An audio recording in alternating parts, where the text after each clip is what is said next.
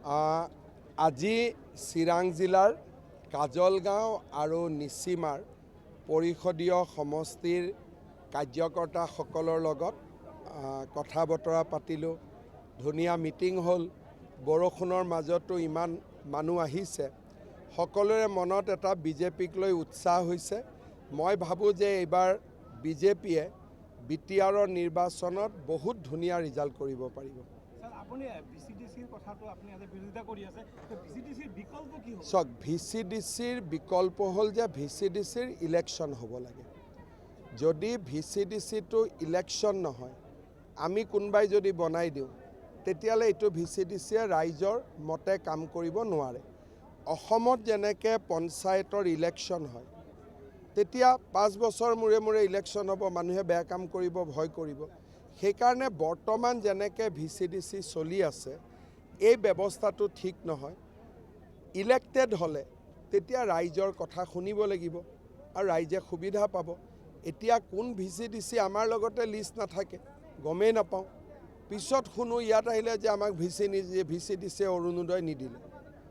অৰুণোদয়টো আমাৰ আঁচনি, এটা দিয়া নিদিয়াৰ মালিক VCDC কেনেকৈ হ'ব পাৰে? গতিকে এই ব্যৱস্থাটো বিটিআৰত পৰিৱৰ্তন হ'ব লাগে আৰু ইয়ে বিটিআৰত দুৰ্নীতিৰ মূল।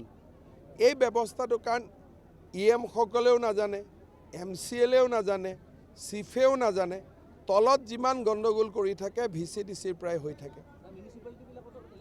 মোৰ মতেদি হ'ব লাগে আৰু এই কথাখিনি আমি বিটিআৰত আলোচনা কৰি আছোঁ আৰু 125তম সংবিধান সংশোধনীত আমি VCDC ইলেক্টেড হোৱাৰ প্ৰভিজনো আমি ৰাখিছোঁ।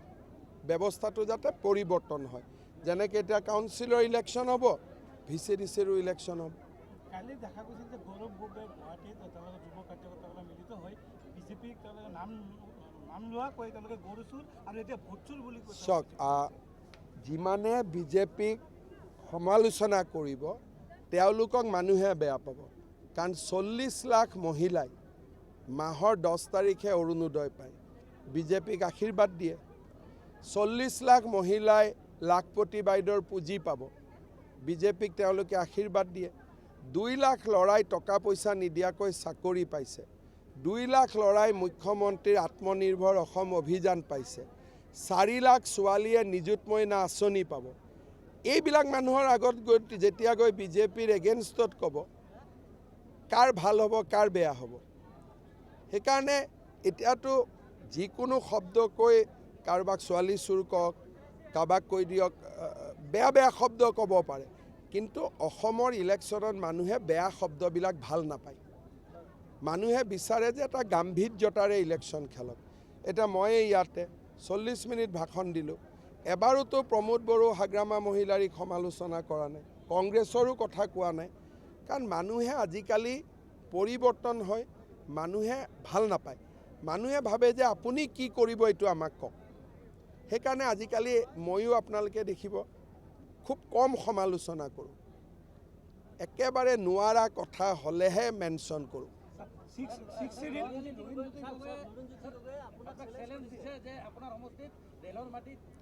চাওক, লুৰিণজ্যোতি গগৈয়ে মোৰ সমষ্টিত ক'ত মিয়া মুছলমান আছে দেখুৱাই দিয়ক।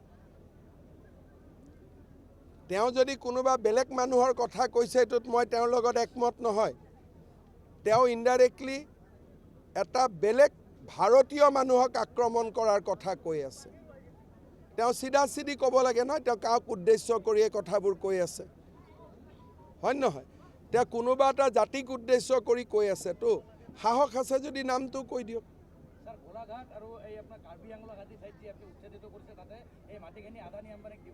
আদানী আম্বানী নহয়, গছপুলি হ'ব। আদানীয়েও আহি গছপুলি ৰুব পাৰে। আৰু যদি গোলাঘাটত বা কাৰ্বি আলঙত বা অমুক জেগাত আদানী আম্বানীয়ে যদি যায়, দুটা ইণ্ডাষ্ট্ৰী কৰে, এইটোতো কোনো বেয়া কথা নহয়। মইতো মাতাত আছোঁ, কিন্তু মাতিলেও নাহিব, ইমান দূৰ জেগাত ক'ত আহিব? আজি বিলাসীপাৰাত আমছুৱে উচ্ছেদিত বিৰোধিতা কৰি আমছুৰ মিটিঙত মানুহ হ'ব পাৰে, কিবা হ'ব পাৰে, কিন্তু আমি যিটো কৰিম বুলি কৈছোঁ কৰিমেই। আমচুৱে হুলস্থুল কৰিলে দুটা এভিকশ্যন বেছি হ'ব। আপোনালোকে বাছি বাছি সংখ্যালঘু অধ্যুষিত এলেকাতে সংখ্যালঘু উদ্দেশিত এলেকাত কৰা নাই, মিয়া মুছলমানক কৰি আছোঁ যিখিনিয়ে ফৰেষ্টত জবৰদস্তি সোমাইছে বা VGR PGRত জবৰদস্তি সোমাইছে। আমাৰ মানুহটো নোসোমায়। আমাৰ ক'ৰবাত যদি বড়ো মানুহ আছে, মিচিং মানুহ আছে, তেওঁলোকেতো ফৰেষ্ট পাত্তা পাব যোগ্য, নন ট্ৰাইবেলেতো পাত্তা নাপায়। গতিকে ফৰেষ্টত নন ট্ৰাইবেল মানুহ কেনেকৈ সোমাব পাৰে, আমাৰ মিয়া মুছলমানসকল কেনেকৈ সোমাব পাৰে? তেওঁলোকৰ কাৰণেতো চৰত ইমান মাটি আমি দিয়ে থৈ দিছোঁ। আমিতো চৰৰ মাটিত যোৱা নাই। চৰৰ মাটিততো আমাৰ বড়ো মানুহো যোৱা নাই, মিচিং মানুহো যোৱা নাই, অসমীয়াও যোৱা নাই, বঙালীও যোৱা নাই, বিহাৰীও যোৱা নাই। অসমৰ আধা মাটিটো তেওঁলোকৰ কাৰণে আছে চৰত। গতিকে তেওঁলোকে আকৌ চৰৰ পৰা শিৱসাগৰ যাব খোজে, যোৰহাট যাব খোজে, গোলাঘাট যাব খোজে, কেনেকৈ হ'ব? অসমীয়া মানুহ ক'ত থাকিব? আমচুৰ ৰেজাল্ট কৰ্মী আজি কৈছে যে আপোনালোকে যিটো উচ্ছেদ কৰি আছে, উচ্ছেদৰ কাৰণে আপোনাক আইনৰ কাঠগড়াত থিয় কৰাব। হৈ যাম থিয়, কি অসুবিধা আছে? স্যাৰ বিজেপিৰ কমিটমেন্ট আছিল স্যাৰ কাৰ জৰিয়তে হিন্দু বাংলাদেশী স্যাৰ নাগৰিকত্ব দিয়াটো, কিন্তু আছুৱে এতিয়া স্যাৰ প্ৰটেষ্ট কৰি আছে। চাওক, আছুৱে প্ৰটেষ্টটো কৰিছে, আছুৱে সুপ্ৰিম কোৰ্টত কেছো দিছে। গতিকে সিদ্ধান্তটো সুপ্ৰিম কোৰ্টে ল'ব। গতিকে কোনোবাই আন্দোলন কৰাটো মই বাধা নিদিওঁ, কিন্তু কাখন এখন আইন হয়। আইন বাতিল কৰাৰ অধিকাৰ অকল সুপ্ৰিম কোৰ্টৰ থাকে, অসমৰ মুখ্যমন্ত্ৰীটো নাথাকে।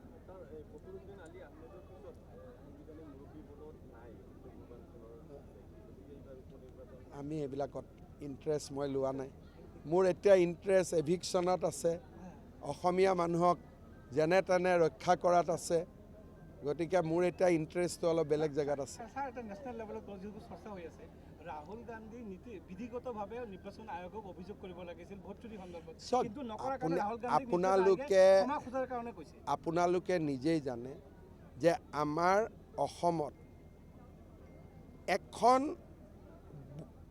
চৰত হওক, বিভিন্ন জেগাত মৰা মানুহৰ নাম দিটো ভোটাৰ লিষ্ট ভৰ্তি হৈ আছে।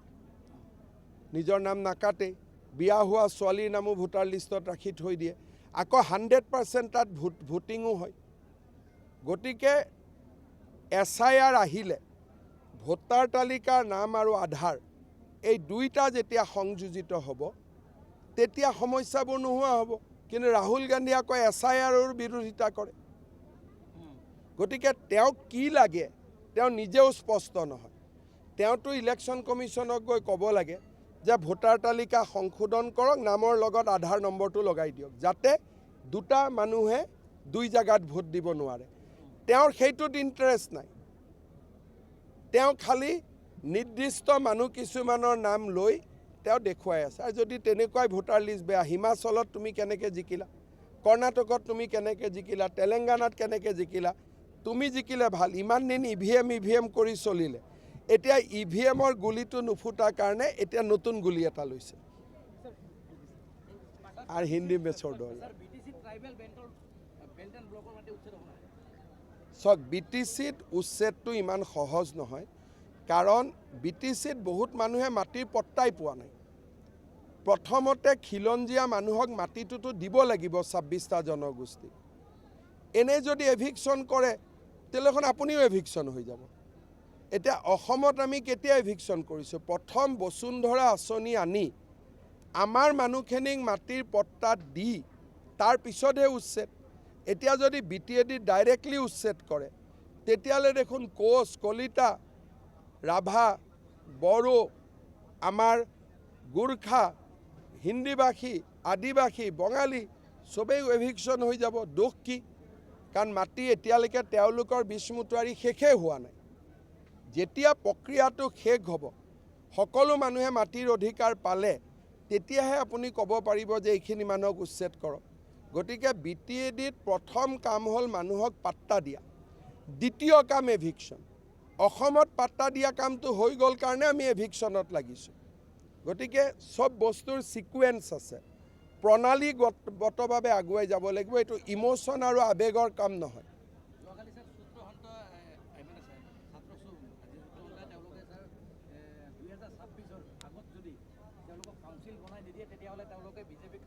চাওক, মই এটা কথা কৈছোঁ যে কাউন্সিল বনালেও ভোট নিদিয়ে, কাউন্সিল নবনালেও ভোট নিদিয়ে, মানুহে ভাল পালেও ভোট দিব, ভাল নাপালে ভোট নিদিয়ে।